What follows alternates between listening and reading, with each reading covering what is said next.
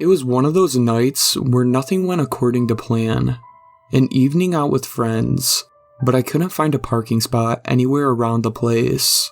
2 blocks down the street, then hustling through the chill, puffing breath like smoke. All that, only to discover I'd shown up at the wrong place. Then back toward my car, the skin around my ears prickled and numb, feeling like an idiot, just in time to see the parking enforcer glide past me without a word like a specter of death, too far from the curb. I didn't even know they gave tickets for that, but I was already so late. I couldn't let that bother me as I raced through the dark neighborhoods as a shortcut.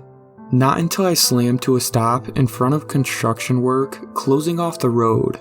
I remember thinking how this night couldn't get any worse as I pulled a sharp U-turn, but that was before a loud pop and a lurch nearly spun me off the road.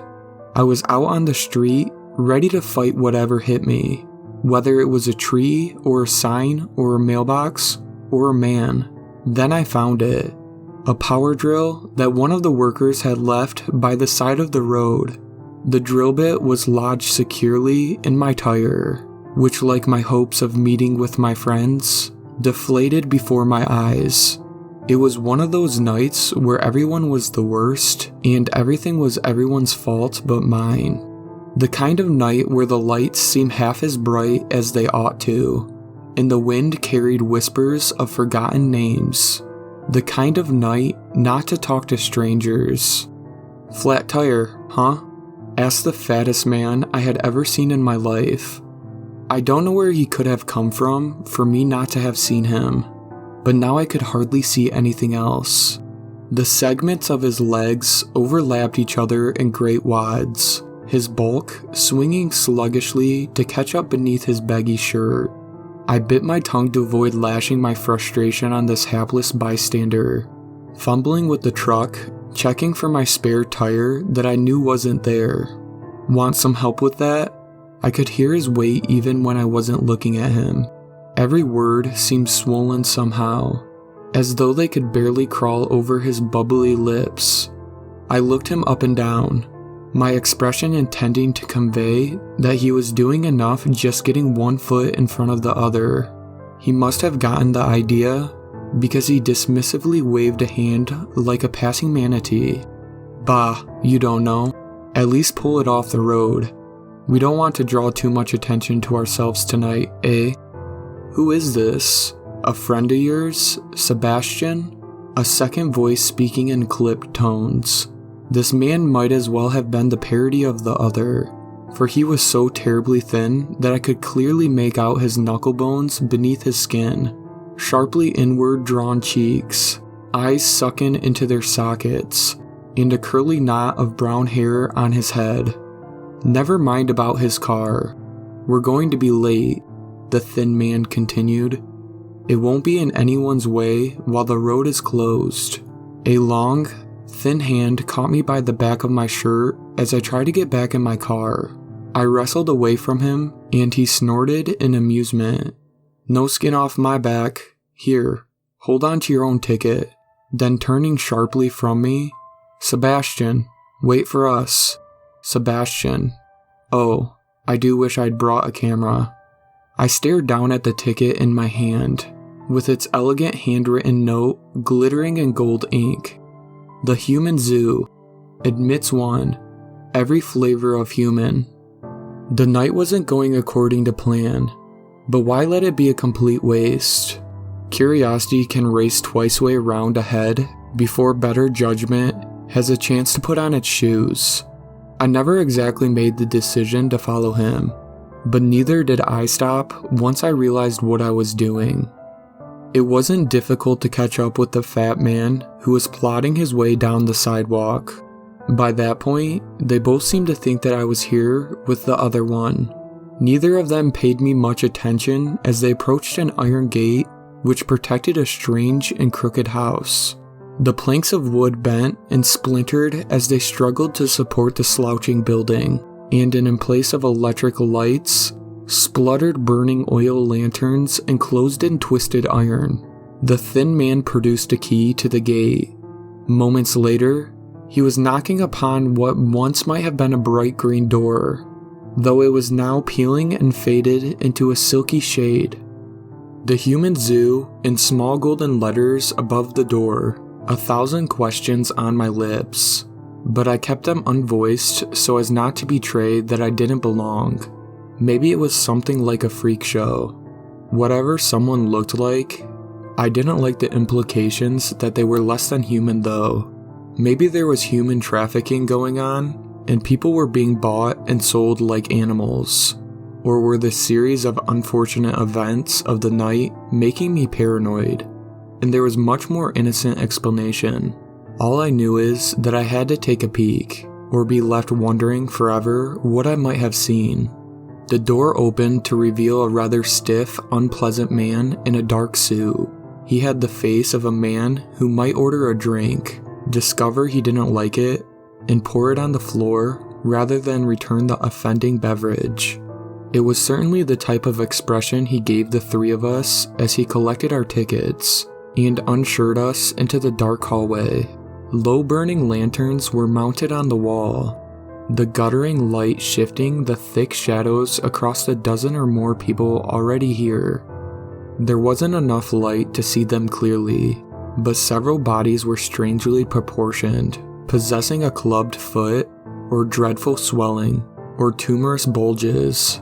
A few inquisitive faces caught the light for a moment, but swiftly they returned to the main attraction, the long line of ornate picture frames which occupied both sides of the hallway. Well, that was a relief. Here I was imagining the worst when there was nothing but a gallery inside. Stepping away from the people I arrived with, I hoped the pair wouldn't have a chance to figure out I hadn't been invited.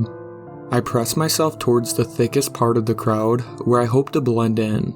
I still felt conspicuously out of place though, and had gone a good way before I found the courage to look up and see what everyone was looking at. There was a painting of a girl, a teenager, or maybe a little older. She had long hair twisted into a braid. The painting style focused more on shades of light than any specific detail. It was clearly a painting though, which is why I was so surprised to see the girl step away from the frame to kneel beside a backpack. She proceeded to withdraw a small stack of books and set them upon her bed. I turned to look at the painting on my other side, and found myself face to face with a middle-aged woman. The viewpoint was fixed, and I could only see her from the back. That was enough to tell me she was in the kitchen, silently chopping something with a knife. I waited a minute to see if she would turn and face me, but she showed no realization that she was being watched. Oh, that's more like it, croaked an elderly man. Several other people crowded around the painting he stood before. Sarah Berkeley, 242 South Culver Street. I didn't know she was expecting company. My eyes caught on the bronze plaque below the painting of the cooking woman. A name and an address. All of them had one. I followed the shift of people and tried to get a glance at what everyone was looking at. Let's get some sound from her. What do we pay you beastly people for? Another voice rose from the group. I had almost made room to get a proper look when a distorted pop crackled in the air. It sounded like an old-fashioned record player spinning to life. Filtering through the gentle static came a sudden heaving breath, intermingled with a soft moaning sigh. $1,000 she regrets it, the elderly man said. Are you mad? She fancied him for weeks. $1,000. You're on, said another. Oh no, not with you. I'm still waiting on that 5 large for the man who hit his wife. He only pushed her out of the way, and you know it. That doesn't count. $1,000 she says she likes it, and she does him again before the week is out, rolled the fat man's distinctive blubbery words. Done and done. Shake on it, Sebastian, and we've got a deal. The moaning was getting louder, the breath more ragged. I still couldn't get a clear look, but I was starting to feel really uneasy. I kept my distance from the painting and pretended to be interested into another one. It was a man at his desk before a computer. I couldn't focus. There were more and more people arriving, and it kept getting louder. Look over here. We've got one crying. Pretty little thing. Want to pay her a visit and see if we can't give her a better night?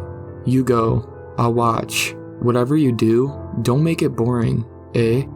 Then from farther down the hall, oh Wesley, you're such a fool.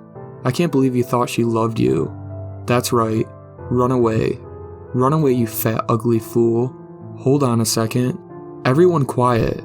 Hold on a second. Everyone quiet. The distorted echo of those words were repeated from the darkness. I thought so. One of the animals has found its way into the gallery. Look, you can see the windows behind him. Then the voice said my name, and then my address. I slipped back towards the door, as quiet as I could, but I was the only one moving. One pair at a time, the eyes of the patrons shimmering in the flickering light as they turned toward me. Then I was running out the door, the gasp of cold air flooding my lungs as though I'd been drowning. Pick him up after he falls asleep.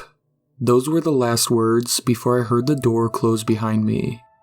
I know you aren't supposed to drive on a flat tire, but the rumbling protest of my car was nothing beside the silent screaming between my ears. How can I go home knowing they're watching me? How can I ever know that I'm not alone when they know where I am? And how can they think I'm an animal when I was part of the human zoo?